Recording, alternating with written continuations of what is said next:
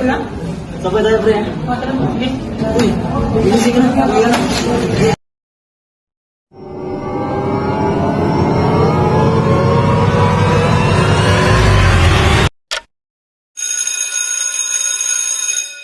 Dakda na kami. Ano pala, ginamit mo upang may pahayag ang salubin. Okay, yan lang sa akin na ito. Maraming salamat.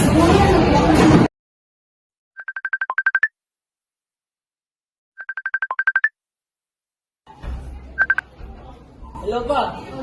Nak, kumusta? Okay lang ba ang buwan ko lang? Hindi ba nakakapagod? Nalulungkot ka ba? O Okay lang po ako. Medyo stress lang po sa klase. mabuti naman, basta tandaan mo, take rest and go with the flow lang sa atin sa buwan. O sige, mauna na ako. Sige po, paalam. Bulaga! Gusto ko sa'yo. Tingnan mo yun. Ano ba yan? Sinusulat mo? Ay, ano eh. Ilang pa para kayo. Dear mahal, sana'y mapatawad mo ako sa aking nagawa. Di ko akalain na iyon pala ang kalalabasan ng aking ginawa. Na ang akala ko'y ikasasaya mo.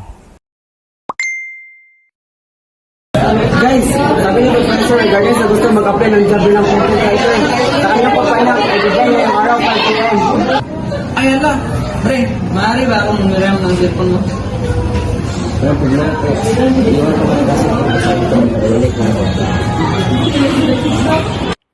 Good day, sir. I am a first-year student at the University of San Carlos. I am writing to apply for the position of content writer at your company. I am eager to contribute my skills and experience in content creation while supporting my education and daily financial needs.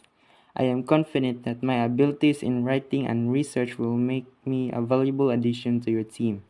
Thank you for considering my application. I look forward to the opportunity to discuss how I can contribute to your company. Sincerely yours, Eric Tuscarl Baraka.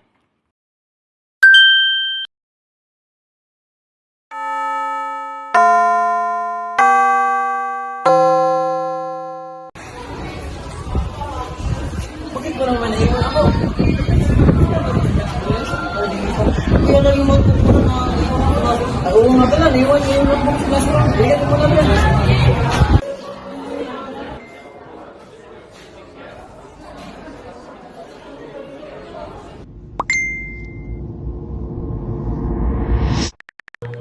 Hindi mahalaga kung papel o screen ang gamit.